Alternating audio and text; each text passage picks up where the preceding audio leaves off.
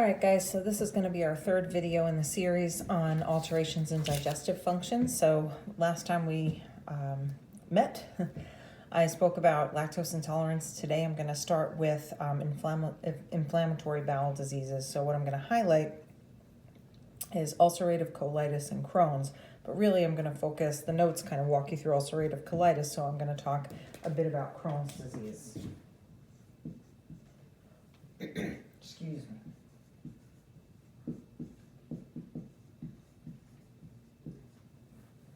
All right, so first off, we talk about what is it. This is an inflammatory disorder that is known to affect any part of the GI tract, but the inflammation begins in the submucosa of the wall of the GI tract. Oftentimes, Crohn's is idiopathic, which means there's no root identifiable cause for it. The most common sites that are affected are the ascending and transverse colon and the ileum of the small intestine. Okay, so we remember the ileum is going to feed into, you remember there's your appendix, the cecum, and then you have so the ileum is going to, there's another valve here, the ileocecal valve. The ileum is going to feed into the cecum, and then we'll go into the ascending and transverse colon. More often than not, the inflammation is occurring here or in one of these two areas when someone has Crohn's disease. Signs and symptoms of Crohn's are things like diarrhea, rectal bleeding, pain, flatulence.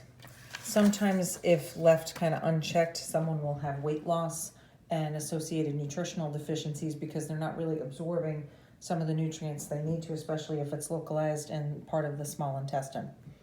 So it is diagnosed through imaging of the small and large intestine. So how do we treat it?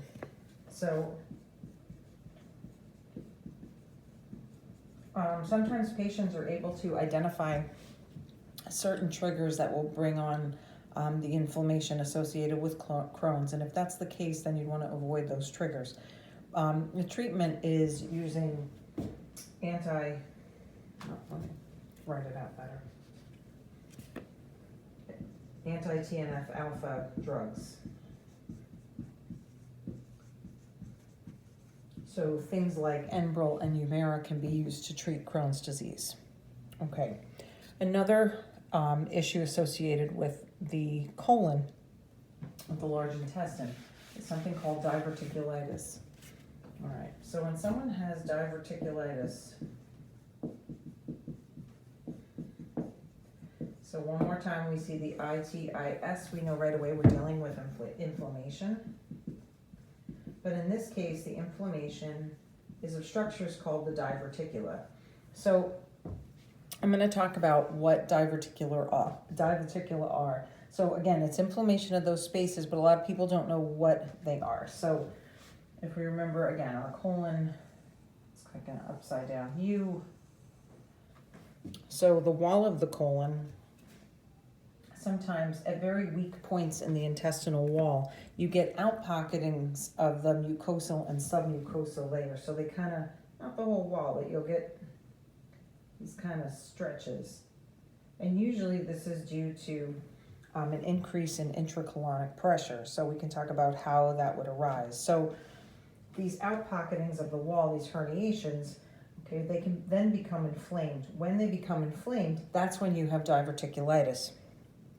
So how did you get this buildup of these? You can just imagine the wall of the colon, while fairly robust, you have those first two layers are the epithelial and the connective tissue. So if they're just kind of pushed out because there's increased pressure in the colon, you can see that might be an opportunity then for an area to become inflamed, right? So what caused this? So you have pressure pushing outward against the wall of the colon as feces is passing through the colon. If someone has a decrease in GI motility, it tells me that perhaps feces is sitting for too long of a time period in the colon and is causing kind of a little bit of excessive amount of pressure on the wall of the colon. So signs and symptoms of diverticulitis would be something like pain and cramping as things are moving past the diverticulum. You can have diarrhea. associated with diverticulitis, pain. Pain can be crippling. Cramping, flatulence associated with eating. So of course, if someone's feeling pain, diarrhea, and cramping every time that they're eating and digesting and processing food, then perhaps they might kind of lose the desire to eat. They would experience anorexia. The treatment for diverticulitis, for many years, people thought if you stuck to a diet where you avoided seeds and nuts and fruits and certain things like strawberries and nuts and cucumbers, that was kind of the cure for diverticulitis, and that was the recommendation for many years. The most recent data that I've seen, there's not really a strong correlation between those dietary changes and complete relief of diverticulitis. What often is recommended is an increase in fiber, and again, that's aimed at regulating GI motility more than anything else. But will include those previous recommendations would be to avoid things like nuts and seeds and things that might get kind of stuck in those outpocketings and further irritate the inflamed diverticula. All right, appendicitis.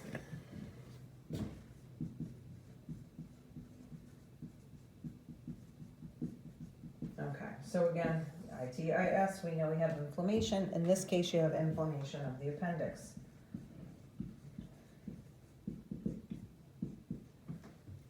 So remember that the appendix is part of the lymphatic system, and one of its jobs is kind of to filter bacteria through it and kind of check things as they're moving past that space for, it's kind of like checkpoints at security checkpoint at the airport.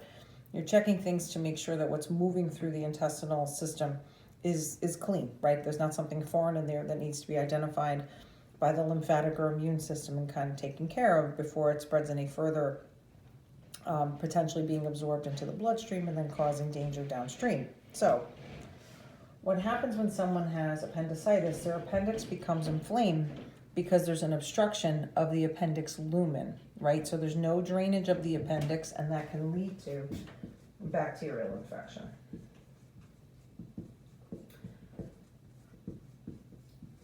Which can be dangerous if the appendix is obstructed. If the appendix now would burst, right, it would rupture. That's dangerous. How do we know that we have appendicitis? You have pain. Pain's kind of in the periumbilical region. You have nausea, vomiting. Sometimes people will have a low-grade fever associated with appendicitis. Oftentimes, because it's a bacterial related to infection, you'll have an elevated white blood cell count, and they can confirm visually.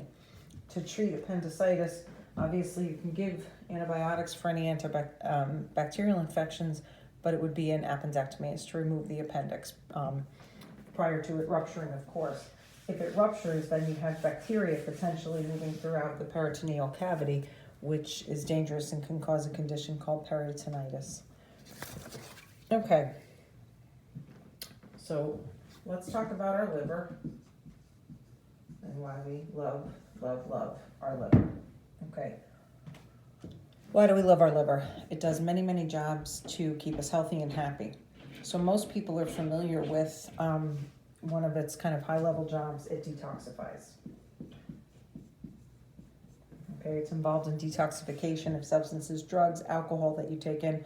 And I don't just mean the recreational drugs. I mean things like Tylenol and ibuprofen and any over-the-counter medication, prescription drugs oftentimes have to be detoxified through the liver to less harmful metabolites that can then be gotten rid of by your urinary system. Okay. Other things that your liver does that are very important is that come to my mind when we're thinking digestion. It helps to produce bile. Bile is then stored in your gallbladder. We remember that. And also to produce urea, which is nitrogenous waste that must be gotten rid of. So our liver does a lot of very important jobs. This is just a small fraction. So we need our liver. Now your liver has regenerative properties. So that's important, okay? But what we are going to talk about is issues associated with the liver in terms of liver failure and damage to your liver. So first one we'll talk about is cirrhosis.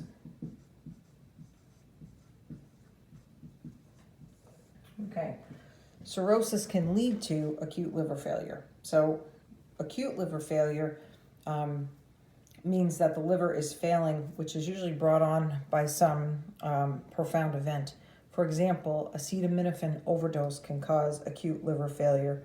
It can also be the result of viral infection or other metabolic liver disorders. So we're going to tie that in as we're moving through some of those things like hepatitis. So we're going to focus on cirrhosis. So what happens when an individual has cirrhosis is you have inflammation of the liver, and what that leads to is you get this buildup of very fibrotic tissue in the liver. So you're getting essentially fibrosis of the liver. So it's almost like when you have a scar, right? And we know that if you have a scar tissue is not the same tissue as a tissue that was originally in place, right? So if you cut yourself deeply and you get a scar, it looks different. It is different. It's dense fibrous connective tissue. And it's no longer the tissue that was there, correct? It's different. Same thing here. So if you have fibrosis of the liver cells then can no longer do the jobs that they are supposed to. Some causes of cirrhosis can be things like hepatitis can cause cirrhosis and acute liver failure, which we're going to cover hepatitis in a few minutes. Alcohol.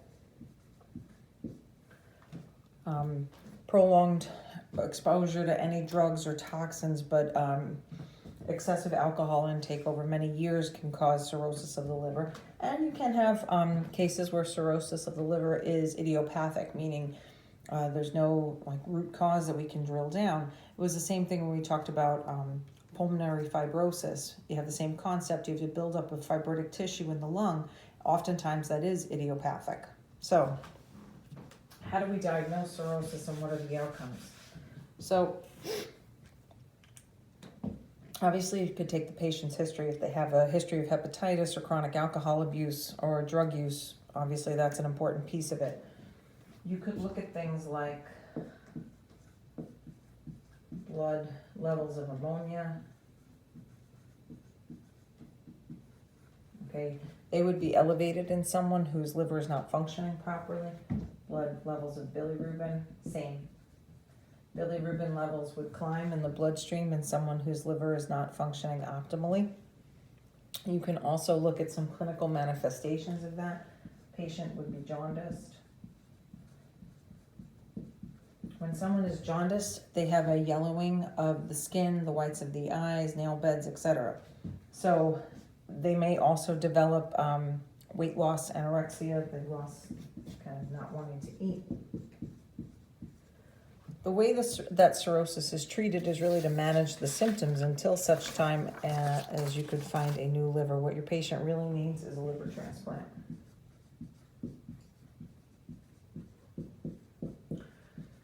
And obviously we'd want to guide them to not drink, to stop drinking, to stop using drugs. Perhaps we treat hepatitis if we can, maybe control the viral load in a better way.